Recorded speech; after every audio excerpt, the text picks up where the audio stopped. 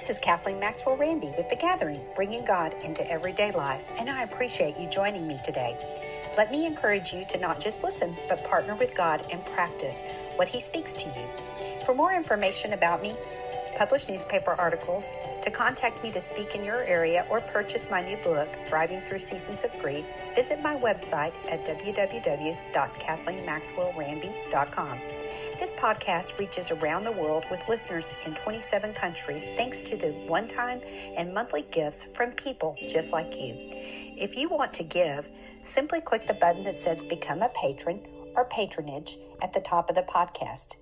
And don't forget to click the follow button and you'll be the first to know when new episodes are released. And leave me a comment. Enjoy the podcast.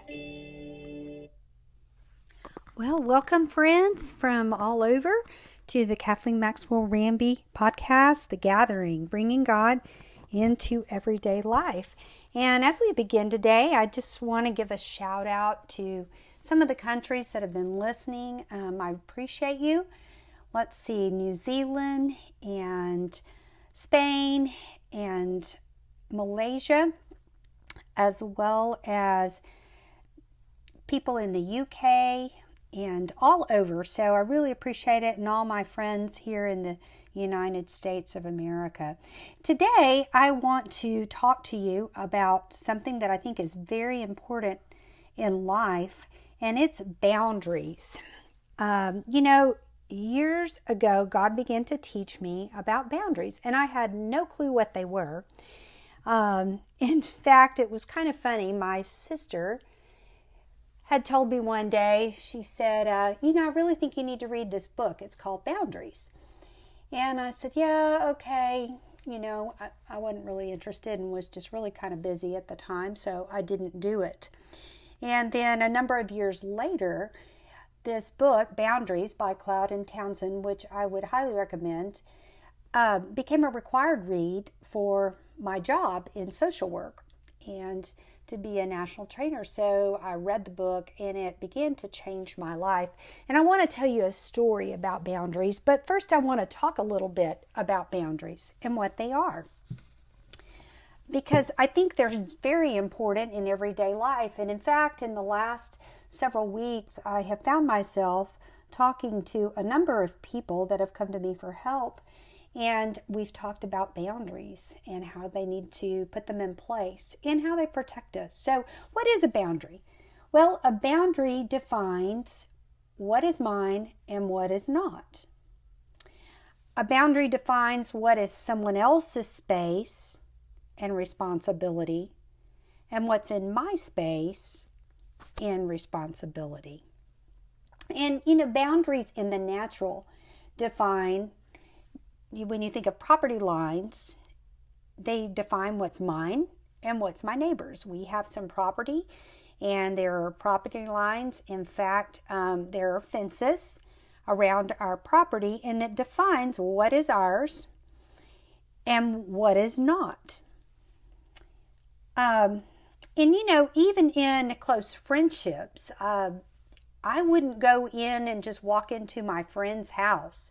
I would knock, or if I need to borrow something, I would call and say, hey, can I go pick up your, casserole dish? I need to borrow it. You have a large one. I wouldn't just walk in her house without asking. And that's because there's a respect. That's her property.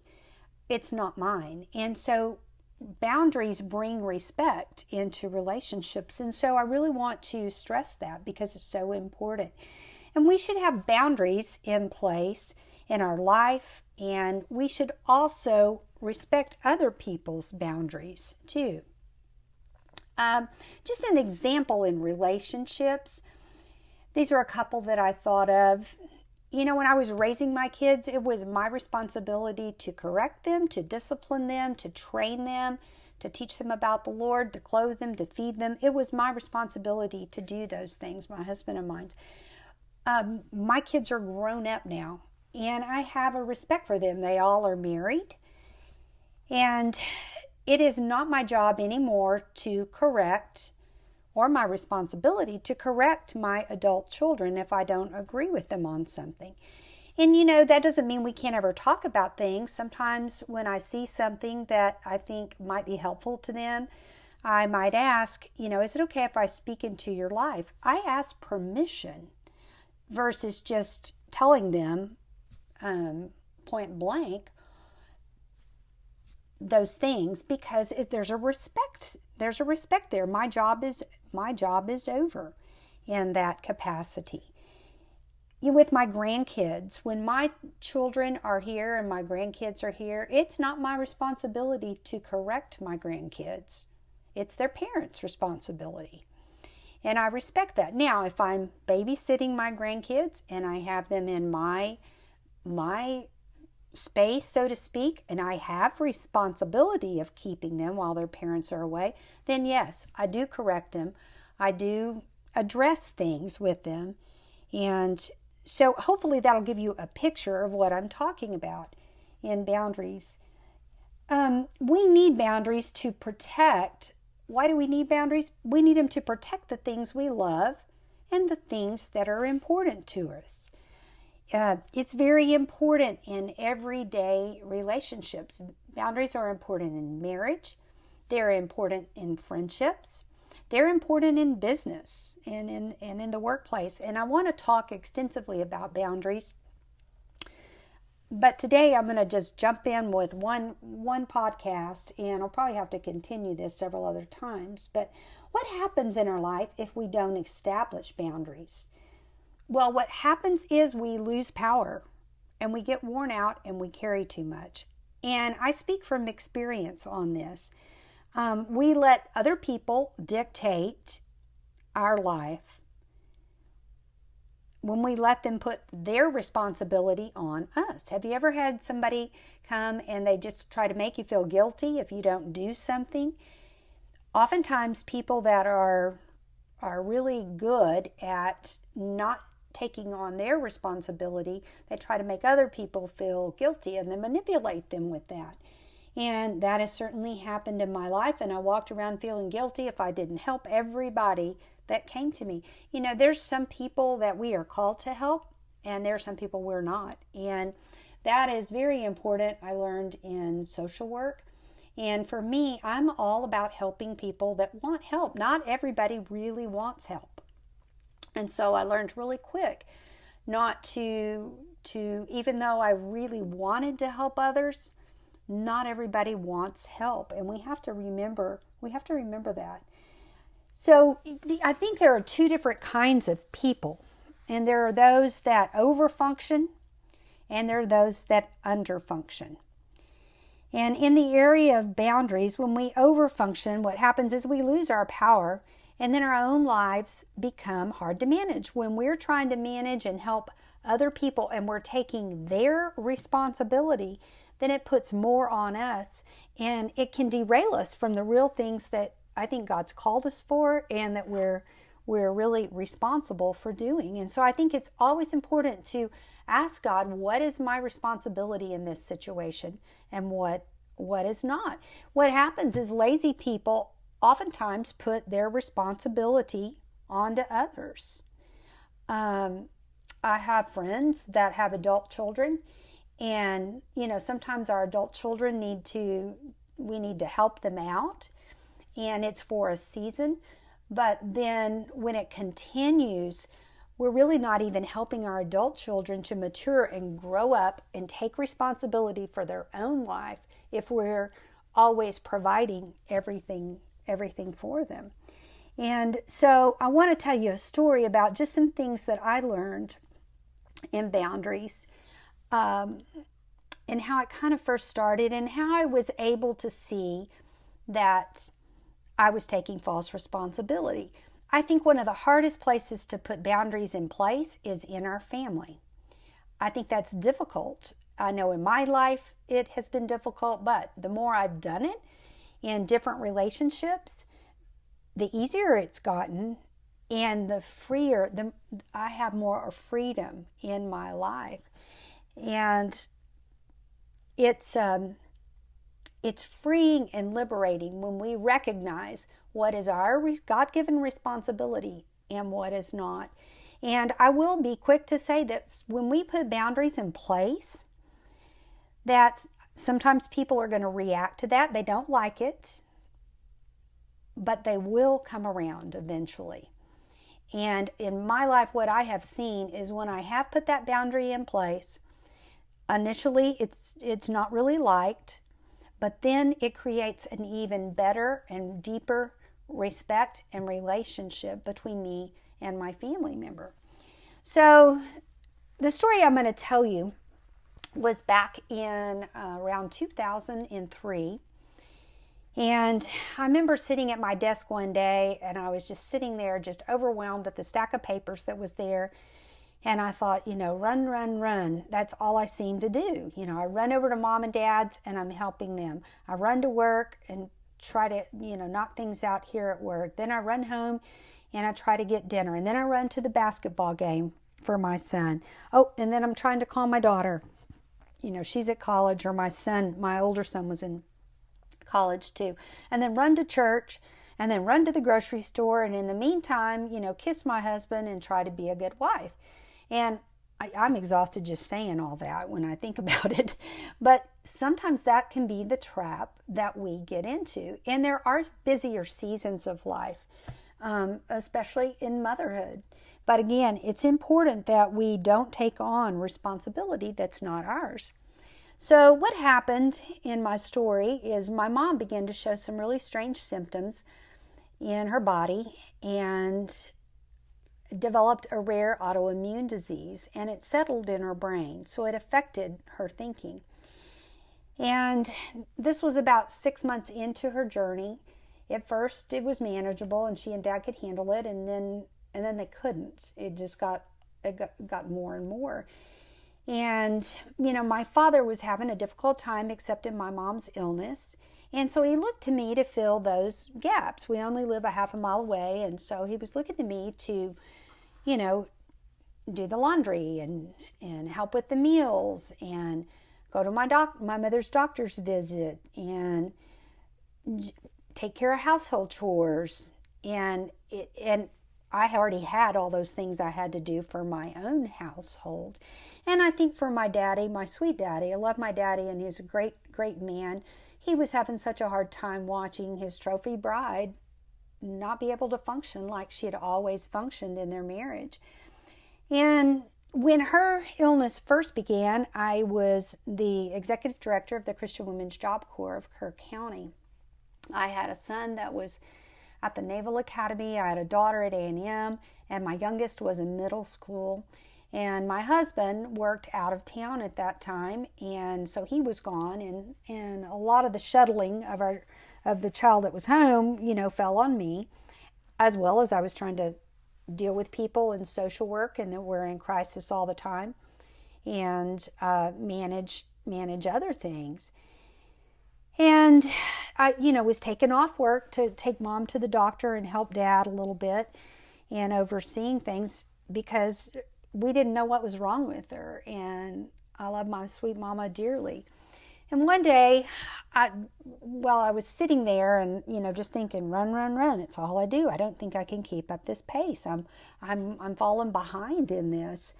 I had a friend walk into my office, and she walked in and she said, "Kathleen, you don't look like yourself. Is everything okay? Can I help in any way?"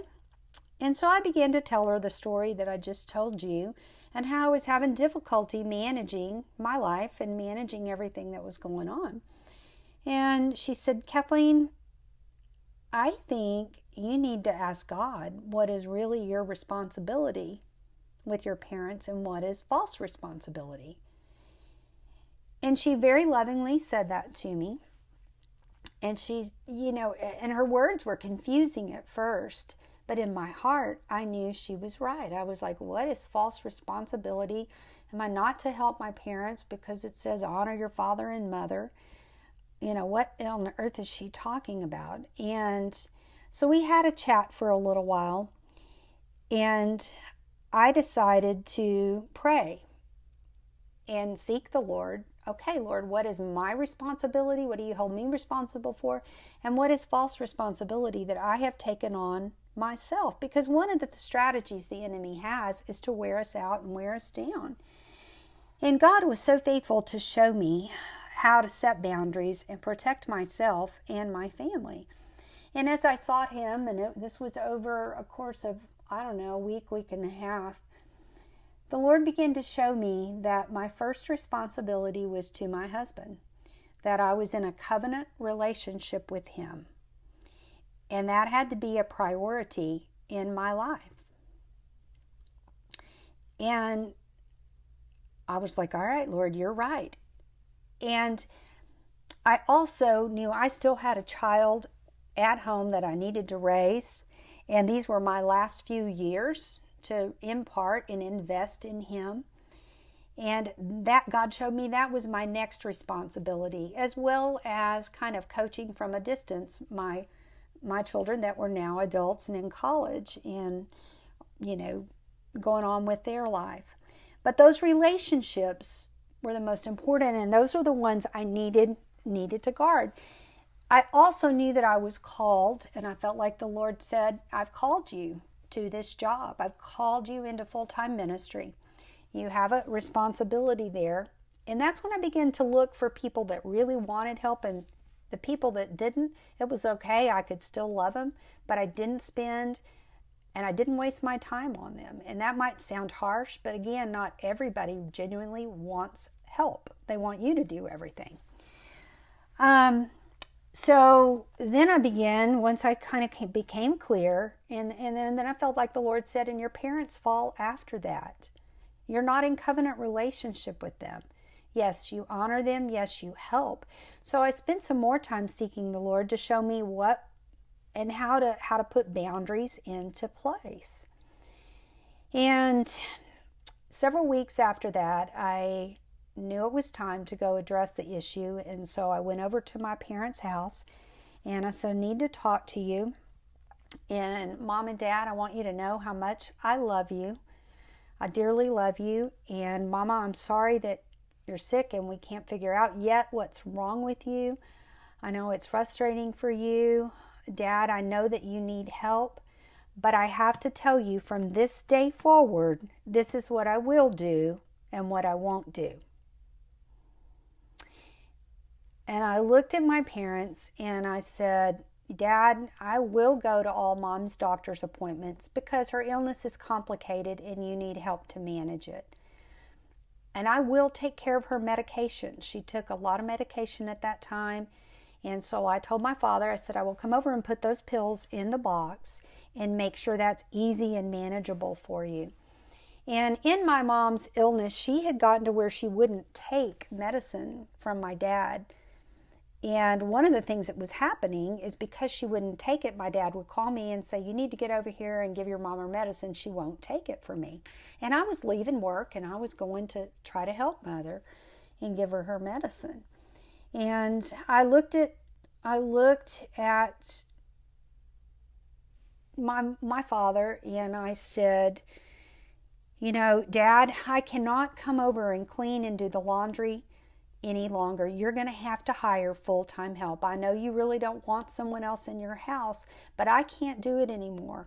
And I'm happy to train the caregivers. I'm happy to manage that and make sure they come, but I can't do that any longer. And then I looked at my sweet mama and I said, Mama, I'm not going to leave work anymore to give you your medicine. You need this medicine, and if you don't take it, you're really choosing to die. And you're going to have to take it from Dad or the caregiver. And if you die, I know I'll see you one day. You'll be with Jesus, and I'll see you one day. I'll miss you dearly. But I am not the Savior, and I can't keep you alive any longer. And you have to take your medicine from Dad and the caregiver. And, I was real clear in what I would do and what I would not do in this conversation.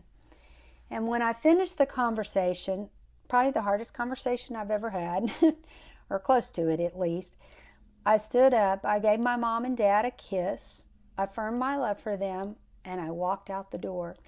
And I'm telling you, friends, when I walked out that door, I felt like a ton of bricks fell off my back. And I just began to cry tears of relief. I knew I had done the right thing. I knew everybody may not like it, and I knew I had to let go because I had to protect what was in my boundary. I had to protect my family, my marriage, my children, those God-given responsibilities that God had called me to. And yes, in the days that followed that conversation, my dad was irritated and our relationship was strained. But he finally, when he knew I meant it, he finally gave me the okay to interview caregivers. And I trained those caregivers because I wanted my parents taken care of well. And I did the medications, and we hired some people. And lo and behold, Mother began to take her medicine from Dad and the caregivers. And I kept my end of the bargain. And folks, I just want you to know that at that time, I didn't know. My mom was about 6 months into her illness. I didn't know Mom was going to be sick for 9 years. And she battled for 9 years before she passed away. It was a marathon, folks. There's no way I could have kept going at that pace. And God was gracious to not tell me how long she was going to be sick or how long I was going to be doing it. But because I set boundaries in place, I was able to go the long haul. And I am so very grateful and thankful that God showed me what was my responsibility and what was false responsibility, because little did I know at that time that my late husband would be gone in 6 years. And I think I would be full of so much regret because I had invested so much in my parents and not taken care of my marriage if I hadn't set those boundaries. And I can tell you, I put my husband first. I put my kids first. I put the things that God had called me to in ministry behind my family. But those boundaries protected me, and they protected what was important to me. And I'm just so grateful because God in His goodness sent that woman into my office, and in His goodness made it a required read for me to read and learn about boundaries. And even to this day, I am practicing boundaries in different areas. I'm learning new things about it. And I'm telling you, folks, if you are worn out and people are always looking to you, really step back and say, what is my responsibility and what is theirs? And so, to just be able now to treasure, I treasure the memories of taking care of my parents, and I know I gave them all I had and what I could give. But I also know I put my husband first, and I invested in my children. And I did everything I could to honor my father and mother. And boundaries help us respect and honor other people, but they protect us. So just to wrap things up today, boundaries define what is mine and what is not. They define what is someone else's space and what is not. And they define what's my responsibility and what is not my responsibility. So I want to encourage you to seek God and ask Him if you've taken up false responsibility, if you've picked up anything that is not yours to pick up. And we'll talk at another time about how we set boundaries into place. I don't have time to go into that today, but I'll talk to you a little bit more about that and just some of the other experiences I've had and how I've navigated that. But we need boundaries to protect the things we love and the things that are important to us. And they're very important in our everyday life and walk with God. And God wants to be a part of your life. He wants to be a part of every single solitary bit of your life. And He wants to help you to become all that He's called you to be. God has called each and every one of us to do things for him and in his life. And even in ministry, it's so easy to get our boundaries all mixed up, and we need to have that defined. So as we close today, I just want to pray for you and bless you as you journey and talk to the Lord about boundaries in your own life. So Father, I thank you for this time with my friends, and I thank you for the things that you've called them to. Lord, I thank you that you're equipping your people in these perilous times that we live in right now, with so many things going on around the world. Lord, I thank you that you give us boundaries to protect ourselves and the things that are important to us. So I ask that you show me, that you show my friends what is our responsibility and what is false responsibility. And Lord, show us where we've picked up things that been carrying them that you haven't designed us to pick up and carry. And show us how to graciously hand those responsibilities back to the people that have tried to put them on us. Lord, help us to honor you in all that we do, because God, only you know our future. And so we look to you to lead us, to guide us, to direct us. And thank you that your word tells us you'll do that when we seek you. And so I just speak a rich blessing on each person listening and their household. In Jesus' name, amen. Hey, folks, thanks so much for listening. And please consider helping support this podcast. I now have listeners from 28 different countries. And there are expenses in this ministry. And you can go to my website at www.kathleenmaxwell-rambie.com. And you can donate there. You can also purchase my book, Thriving Through Seasons of Grief. So have a very good week, and I hope to hear from you.